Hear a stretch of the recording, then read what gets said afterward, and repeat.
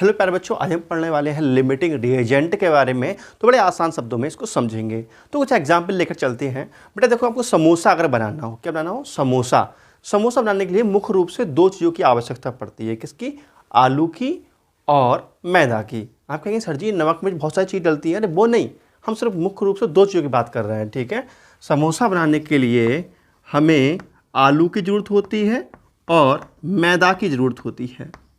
ठीक है, जब इन दोनों से हम क्या बनाते हैं, इन दोनों से हम मिलकर बनाते हैं, एक बनाते हैं समोसा। ठीक है बेटा, तो यहाँ समोसा बनाते हैं। समोसा को हम कहते हैं प्रोडक्ट। क्या कहते हैं? प्रोडक्ट, उत्पाद। क्या कहते हैं हिंदी में उसको? उत्पाद। और इनको बोलते हैं हम रिएक्टेंट। क्या कहते हैं? रिएक्टेंट या अभिकारक। ठीक है बेटा, रिएक्टेंट या अभिकारक। ठीक है, अभिक्रिया समोसा बनने से पहले जो चीज़ है आलू मैदा वो कहलाती है अभिकारक, और बनने के बाद समोसा बन के आता है वो कहलाता है उत्पाद। यहाँ पर मान लीजिए आपके पास आलू की मात्रा कम है, मैदा की मात्रा ज़्यादा है। मान लीजिए आलू है 1 किलोग्राम, 1 किलोग्राम आलू है। ठीक है, और मैदा है मान लीजिए 100 किलोग्राम, और आपको बनाने हैं समोसे। ठीक है, और आपको मान लीजिए समोसे बनाने हैं। तो बताओ यहाँ आलू पहले ख़त्म होंगे या मैदा? सिंपल सी बात है, समोसा बना रहे हैं, बहुत सारे में समोसे बनाने हैं, तो यहाँ पे मैदा ज़्यादा है और यहाँ पर ये स्मॉल क्वांटिटी में है, कम मात्रा में है, ये पहले खर्च होगा। ठीक है, मैदा हमारी बची रहेगी, ये पहले खर्च हो जाएगा। ठीक है, यहाँ पर ये कम मात्रा में है, कम मात्रा में है, कम मात्रा में है, या ये पहले खर्च हो जाएगा। ठीक है, तो जो कम मात्रा में अभिकारक होते हैं उसको बोलते हैं हम सीमांत अभिकर्मक। क्या बोलते हैं बेटा हम? सीमांत अभिकर्मक। सीमांत अभिकर्मक क्यों कहते हैं? क्योंकि ये बहुत कम मात्रा में है, सीमित मात्रा में, इसलिए हम सीमांत अभिकर्मक कहते हैं। या हम ऐसा समझ सकते हैं कि जो हमारे समोसे हैं वो कम मात्रा में बनेंगे। क्यों? इसकी वजह से, क्योंकि आलू कम है, इसके वजह से बेटा। अगर आलू की मात्रा हम बढ़ा दें, समोसे की मात्रा बढ़ जाएगी। तो समोसे की मात्रा किस पे डिपेंड करती है? आलू की मात्रा में। अगर आलू की मात्रा सीमित है तो प्रोडक्ट भी सीमित होगा। ठीक है, तो बेटा सीधी सी बात है, बे अभिकारक। तो ये अभिकारक है, ये एक अभिकारक है, एक ये अभिकारक है। यहाँ दो अभिकारक है, एक अभिकारक ये है, एक अभिकारक ये है। ये दोनों अभिकारक हैं और ये प्रोडक्ट है या उत्पाद है। ठीक है, तो बे अभिकारक या वह अभिकारक जिसकी मात्रा कम होती है लिमिटिंग रिएजेंट कहलाता है। या वह अभिकारक जो अभिक्रिया में पहले खर्च होता है क्या कहलाता है? लिमिटिंग रिएजेंट कहलाता है। ठीक है बेटा, तो हम लिख सकते हैं वह अभिकारक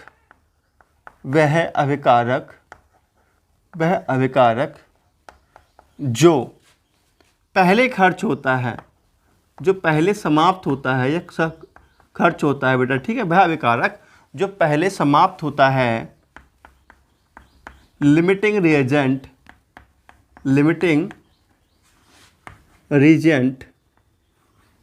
कहलाता है।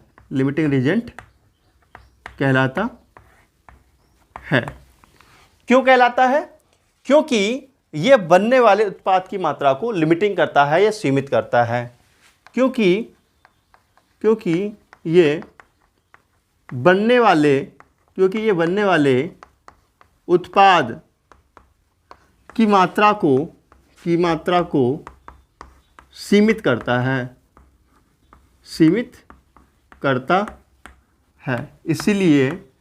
इसलिए क्या है बेटा? इसलिए अभिकारक सीमित अभिकर्मक कहलाता है। ठीक है, समाप्त बेटा, समझ में आ गया ये? या हम ऐसे कह सकते हैं वह अभिकारक या जो अभिकारक किसी रासायनिक अभिक्रिया में जो अभिकारक पहले खर्च होता है उसको हम लिमिटिंग रिएजेंट कहते हैं। ठीक है बेटा, किसी रासायनिक अभिक्रिया में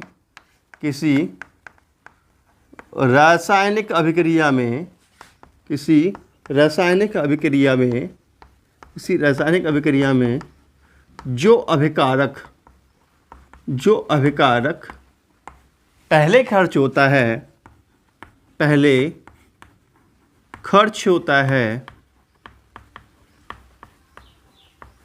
उसे लिमिटिंग रीजेंट कहते हैं, उसे लिमिटिंग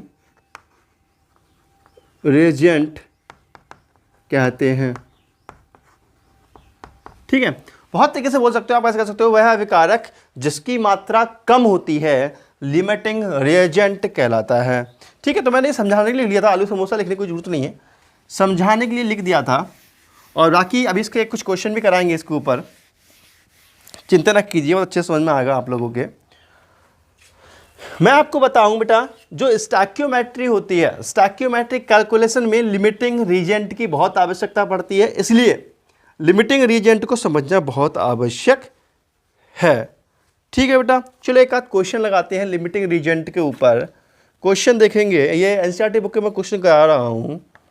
14 ग्राम N2, 14 ग्राम N2, 14 ग्राम H2, 14 ग्राम N2, 14 ग्राम H2 से क्रिया करके अमोनिया बनाता है, से क्रिया करके क्या बनाता है बेटा? अमोनिया बनाता है, अमोनिया बनाता है।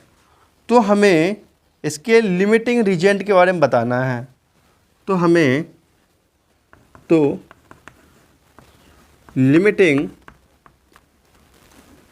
रिएजेंट बताओ, तो लिमिटिंग रीजेंट कौन सा है ये हमें बताना है।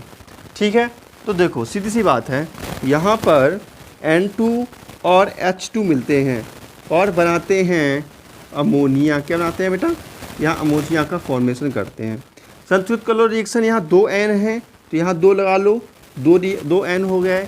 H देखो 6 है तो यहाँ 3 लगा दो, यहाँ पे ये हो गया, संतुलित रिएक्शन हो चुकी है। अब देखेंगे 14 ग्राम N2 दिया है, कितना दिया है बेटा? 14 ग्राम दिया है, 14 ग्राम N2 दिया हुआ है, 14 ग्राम ये दिया हुआ है। ठीक है, और 14 ग्राम H2 दिया हुआ है। ठीक है, अब यहाँ से अमोनिया का फॉर्मेशन हो रहा है, तो कहा जा रहा है कि इन दोनों में से भैया लिमिटिंग रीजेंट कौन सा है, कौन सा पहले ख़त्म होगा, ये हमें बताना है। बहुत ही सिंपल सवाल है, तो देखेंगे। देखो यहाँ पर जो ये कहलाता है स्टैक्योमेट्रिक कांस्टेंट, ये स्टैक्योमेट्रिक कांस्टेंट या स्टैक्योमेट्रिक कॉफिशिएंट, ये स्टैक्योमेट्रिक कॉफिशिएंट कहलाते हैं। तो यहाँ स्टैक्योमेट्रिक कॉफिशिएंट जो होता है वो मोलों को प्रदर्शित करता है। तो यहाँ N2 के कितने मोल है बेटा?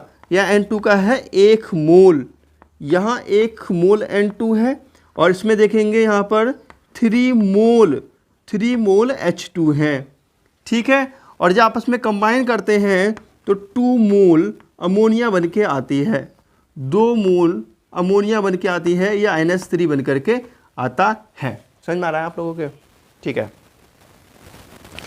अब देख यहाँ जो N2 का भार होता है, 1 मोल N2 का भार कितना होता है बताओ बेटा? 1 मोल N2 का भार होता है 14 ग्राम, आपको पता होगा।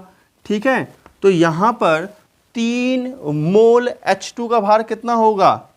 3 मोल, 3 मल्टीप्लाई H2 का भार, H2 का भार कितना होगा बेटा? 2 × 1, मतलब हाइड्रोजन का भार ये हो गया, अर्थात 6। H2 का भार यहाँ पे कितना है? 6 है, 6 ग्राम H2। ठीक है, तो यहाँ पर लिमिटिंग रीजेंट के बारे में पता लगाना है। तो देखो बेटा, यहाँ पर सीधी सीधी सी बात समझते हैं। 14 ग्राम H2 मिल करके 14 ग्राम N2 मिल करके 6 ग्राम H2 से बनाते हैं अमोनिया। और अमोनिया कितने ग्राम बनता है? अमोनिया का हम भार देख लेते हैं। देखो बेटा, अमोनिया का भार होता है, नाइट्रोजन का होता है 7 और H का होता है 3, तो आ गया, और नाइट्रोजन का होता है 14, नाइट्रोजन का 14 + 3, तो कितना आ जाएगा बेटा? ये 17, और 17 दूनी 34। ठीक है, यहाँ 34 ग्राम NH3। देखो बेटा ध्यान समझेंगे, 14 ग्राम N2 और 6 ग्राम H2 जब कंबाइन होते हैं तब 34 ग्राम NH3 बनता है। ठीक है, तो कहीं ना कहीं से मुझे गड़बड़ लग रहा है। ठीक है बेटा, तो ठीक है 14 ग्राम नहीं 28 ग्राम होगा, क्योंकि N2 है ना, तो यहाँ पे 2N है, 14 28, यहाँ पे 28 ग्राम होगा। ठीक है, अब 28 और 6 कितने होते हैं मिला करके देखो 34 ग्राम हो जाएगा। ठीक है, देखो 28 ग्राम नाइट्रोजन और 6 ग्राम H2 मिलकर के 34 ग्राम अमोनिया बनाते हैं। ठीक है, और मैं अगर इसको 14 कर दूं, ध्यान समझेंगे बेटा, अगर मैं इसको 14 ग्राम N2 कर दूं तो ये कितना हो जाएगा, ये भी आधा हो जाएगा, ये कितना हो जाएगा 3 ग्राम H2 हो जाएगा बेटा, और तब बन करके क्या आ जाएगा हमारा, तो ये हो जाएगा 17 ग्राम NH3 बनेगा। समझ में आ रहा है नहीं आ रहा बेटा आप लोगों के? देखो 14 ग्राम N2 अगर है तो 3 ग्राम H2 होना चाहिए और 17 ग्राम हमारा अमोनिया बन करके रेडी हो जाएगा। अब बहुत ध्यान देने वाली बात है, देखो 14 ग्राम N2 तो हमारे पास है और 3 ग्राम हमारे पास है हाइड्रोजन, तो यहाँ पर हाइड्रोजन 14 के साथ 3 मिलेगा तब 17 बनेगा।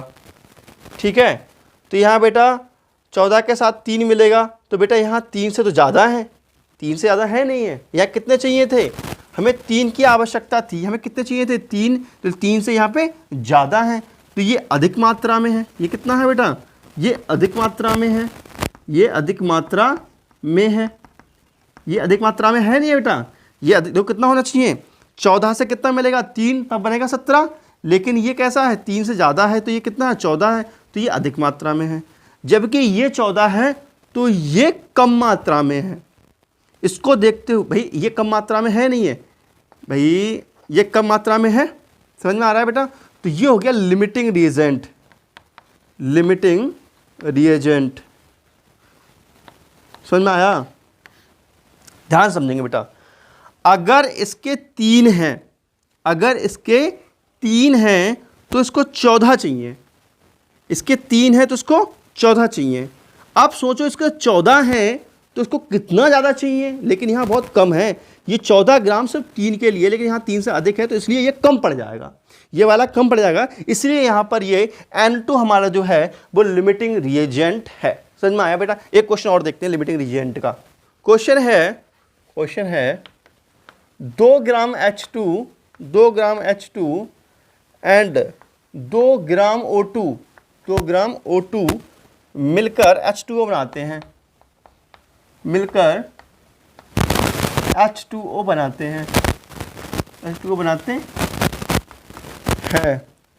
तब इनमें से लिमिटिंग रिएजेंट बताइए, तब बताने हैं कि इनमें से भैया कौन सा लिमिटिंग रिएजेंट होगा। ठीक है, इनमें से कौन सा लिमिटिंग रिएजेंट होगा। ठीक है, देखते हैं। देखो बेटा H2 और O2 मिलकर के क्या बनाते हैं, वाटर का फॉर्मेशन करते हैं। संतुलित कर लो पहले रिएक्शन, यहाँ 2H हैं, 2H हैं, यहाँ पे ऑक्सीजन इकलौता है तो यहाँ दुकलौता कर लो, 2 ऑक्सीजन हो गए बेटा, 2 ऑक्सीजन हो गए, यहाँ 2 से गुणा कर लो, 2H कर लो। ठीक है, उसके बाद हमें दे रखा है कि 2 ग्राम H2 है, ठीक है, और 2 ग्राम O2 है, तो देखते हैं कि लिमिटिंग कौन सा है बेटा। यहाँ देखेंगे यहाँ पे 2 मोल है, यहाँ पे 2 मोल H2 के हैं, 2 मोल H2 के हैं, यहाँ 1 मोल O2 का है, 1 मोल O2 का है, 2 मोल H2O है। समझ में आ रहा है? ठीक है, तो 2 मोल H2 में कितने ग्राम है ये देखते हैं बेटा, ध्यान समझेंगे। देखो 2 H2 2 × 1, ठीक है, अर्थात ये हो गया आपका 4 ग्राम, 4 ग्राम। ठीक है, यहाँ देखेंगे 1 × 16 दूनी 32, तो ये हो गया 32 ग्राम। इसमें देखते हैं बेटा 2 × 18, ठीक है, तो ये हो गया 2 × 18 ही रहने दो उसको। ठीक है बेटा, ये 2 × 18 ग्राम हो गया। ध्यान समझेंगे। देखो बेटा 4 ग्राम H2 से 32 ग्राम O2 जब कंबाइन करता है तब हमारा बनता है 2 × 18 H2O। ठीक है, चाहो तो गुणा ही कर दो, 8 दूनी 16, हाथ से लगा एक होता, 2 एकम 2 और 1 3, 36 ग्राम H2O बनता है। देखो 4 ग्राम H2 और 2 ग्राम O2 मिलकर के आपस में क्या बनाते हैं, 36 ग्राम H2O बनाते हैं। समझ में आ रहा है? ठीक है, तो अगर हम इसको आधा कर दें तो 2 ग्राम हो जाएगा। देखो बेटा 2 ग्राम H2, इसको भी आधा कर दो, 2 ग्राम H2 और यहाँ ले लें हम 16 ग्राम O2, ये आपस में कंबाइन जब करेंगे तो यहाँ आ जाएगा 18 ग्राम H2O। ध्यान समझेंगे, 2 ग्राम H2, ठीक है, 2 ग्राम H2 और 16 ग्राम O2 आपस में मिलकर के 18 ग्राम H2O बनाते हैं। तो यहाँ पे 2 ग्राम के साथ 18 ग्राम चाहिए, 2 ग्राम के साथ 16 ग्राम चाहिए।